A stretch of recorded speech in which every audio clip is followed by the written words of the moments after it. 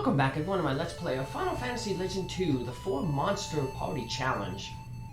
Last episode we started on trying to solve Apollo's riddle to find the Magi in his world. We're going to finish that riddle off today.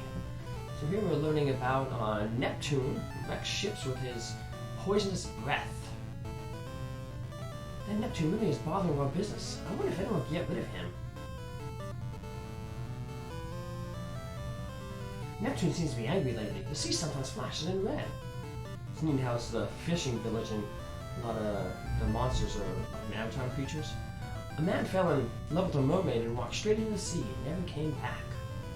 That's our clue to what we need to do to find Neptune. I'm a scholar. There's no such thing as Neptune. It's a submarine volcano. Refreshments for 10? Sure. There's a cave that's so bright and luminous, they need the eye to see the truth. Go home. Mr. S won't let us go home. The man fell in love with the mermaid and went into the sea from the headlong south of this village. The scholar says there's no Neptune, but there is. Well, let's see if the scholar's right. But there is no Neptune. It's just an undersea volcano. The scholars are batting 0 for 1 right now.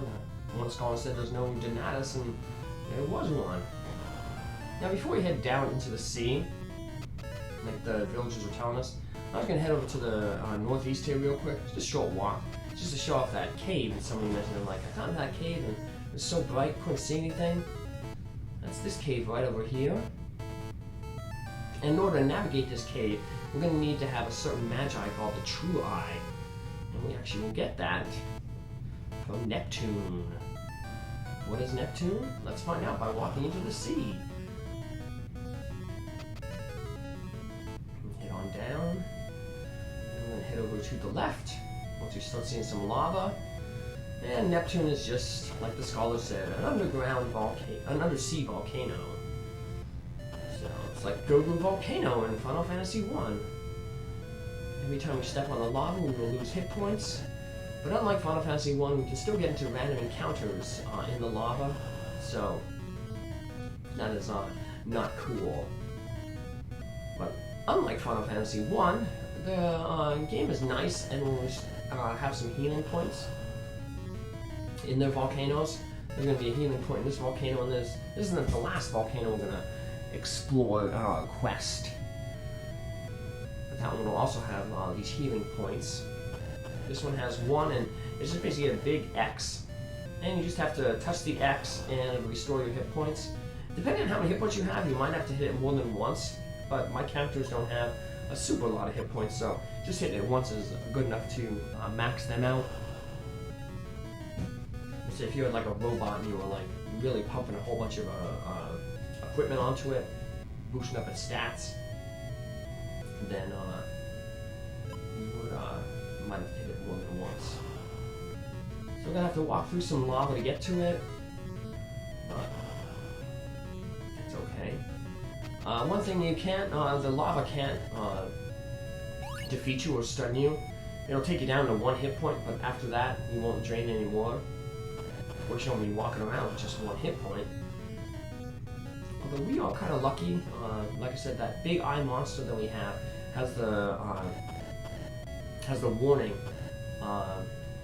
ability, which means that we'll never be surprise attacked. If we get a monster with the surprise ability, then we can surprise attack monsters. And then we got the True Eye Magi. Funny that inside this volcano, there was quite a few enemies that were weak to fire. We had zombies, we had the woodmen. It was weird. Why would they be living in a volcano when they're weak to fire? But I guess that's not a new thing here. In Final Fantasy 2, we remember the boss of the ice cavern was an adamant turtle who was weak to ice. Once again, why is something weak living in an environment that would annoy it? So now we can see well with the True Eye, and maybe we don't want to see too well because this checkered floor that moves, it's kind of funky. It's nice when you get to line up your character perfectly with it, so it looks like they're getting pulled along like a conveyor belt.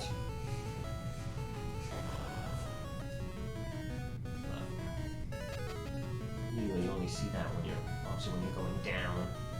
So this cave is weird because not only because the floor is weird, and you need a special magi to navigate it, but you saw there was only one entrance to the cave, but we're gonna exit from a different way. So you figure there'd be one exit, one, I don't know, different exit, different entrance. It was like, wait a minute, we're gonna exit it through a different way, but it's gonna come out the same hole that we entered in. So we could go left there, and it's a shorter way to the next area, but if we do that, we're gonna miss 2 treasures. And even though our monsters have no use for treasure, well, we're gonna want to get some treasure. Eventually, like I said, we will have some crutch party members who, will use some of the treasure, so we're saving those power potions, and we're going to save a piece of giant gear for 5th party member later on. And then we're going to save some magic boots and the magic boosting potions for a future party member as well. Here we get a laser sword. If you went out of order, say you did the Neptune first, got the true eye, then came here, got that laser sword, and then you really wanted Lynn to be somewhat useful, you could give her the laser sword before you fight Donatus. But Donatus was, pretty easy as is. You'd need to do that, but it's there. Unfortunately, we get Lynn again. We will not be able to have a chance to equip her with a better weapon. It'd be much better to equip her with a weapon the next time we need her in a party, but we don't get that luxury. On the left side, we're almost through this cave here. We just got 3 more magi to grab. 2 on the left side here, and then on the far right. And then, like I said, we'll exit this cave, and then we'll go brag to Apollo, be like, hey man, we solved your riddle. But we'll see, we won't technically be able to do that. So avoid that center there. Go grab this guy. Kind of lined up right there. And here we have the exit, which, like I said, is the same as the entrance. Why couldn't we just go in the cave backwards? Well, because then we would, I guess, missed all the treasure, but... Alright, well, that clears up this world. We have solved the riddle. So we were Doctor's last world, where we saved Key. Now we're puzzle explorers here. Members of Mensa. That was a tough riddle. Where's Apollo at? He seems to have skedaddled.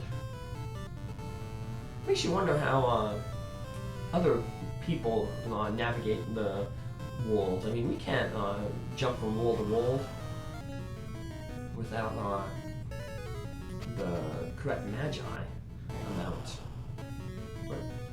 But some people do.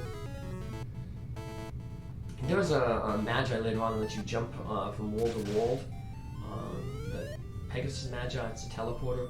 There's also an item, the door, that's really, really expensive, and it functions as the Pegasus Magi. Maybe all those people have doors. The game is nice with those doors because you could theoretically, the doors come in sets of 3. A lot of weirdos hanging around the cave. Oh, in space must be in this town somewhere. But so you could theoretically like soft lock yourself in the game. But once doors become available, every single world will have a door seller.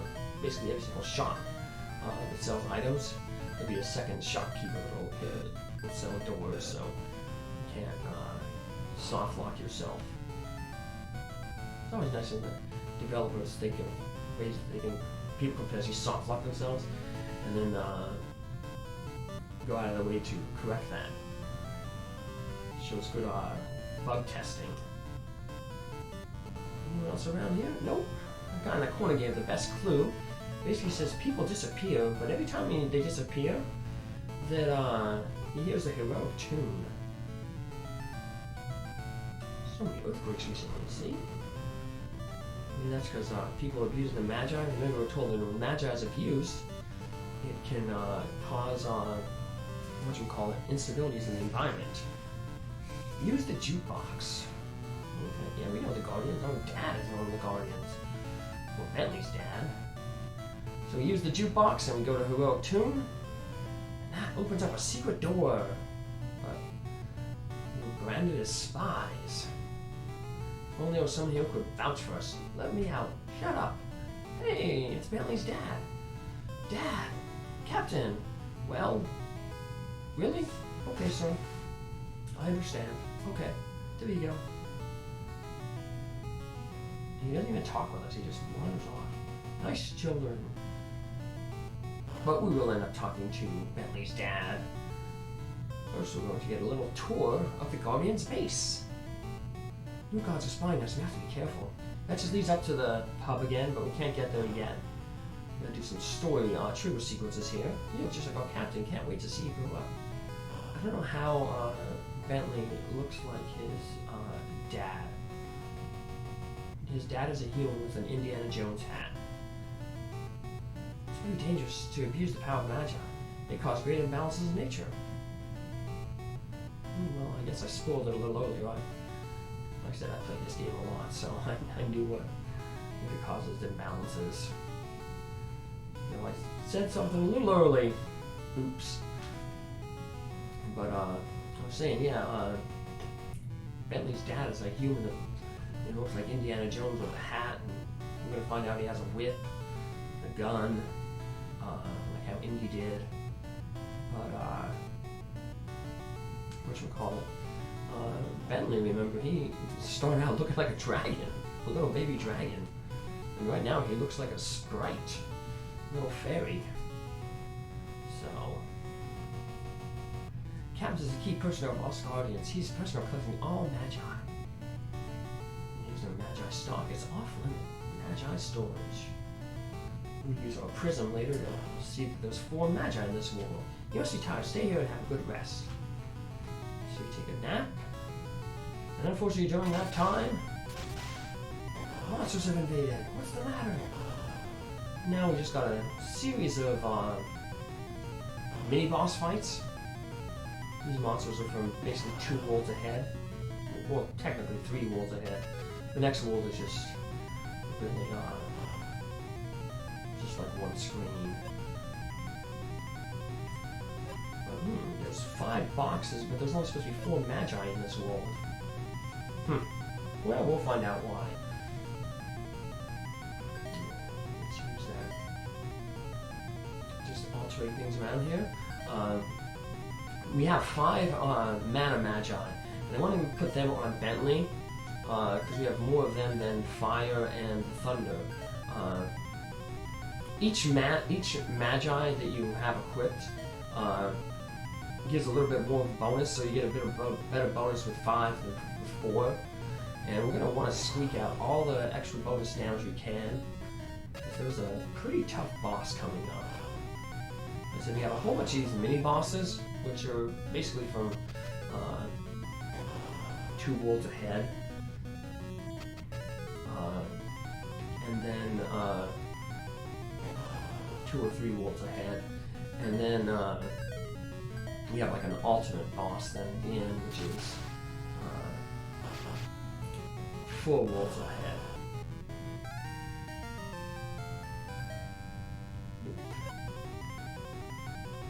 But unfortunately, we don't really need any of these guys' meats, so it's gonna be too late. Let's go. Dad joins us.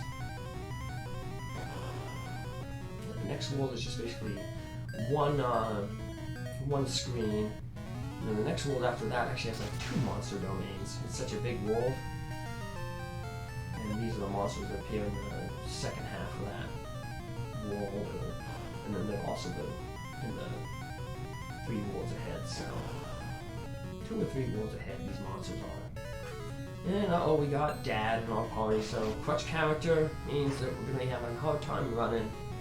We'll still try to run when we can, though. But we're more likely to fail when we have that crutch character. Speaking of crutch characters, let's see what Dad is equipped with. He's agile and strong. He has some low defense, but he only has 1 piece of defensive equipment. We don't have Dad on the team very long, so there's no use to giving him extra armor. He's good enough as is. He is not one of those party members that we'll be putting extra resources into. Dad has all the good things he needs. Now, if you're going to grind a little bit around here, like you're doing a balanced party and you want to get some extra fights in to potentially raise your stats, Dad is good to help out with that. He can pretty much one-shot anything with his gold sword. So if you fight a single tough enemy, use the gold sword. He can sometimes, occasionally, one-shot things with the blitz whip as well. And once you run out of the gold sword, just basically use the blitz whip. Blitz whip has sometimes a chance of stunning the enemy. And then his last thing there is the submachine gun. That really can't defeat an entire group of enemies, but if you combine it with Bentley's like thunder attack or like a flame attack, it can take out enemies. It does basically like half damage to enemy groups. So probably a little more than half damage, but it basically puts things in striking range to finish off with another multi-hit attack. So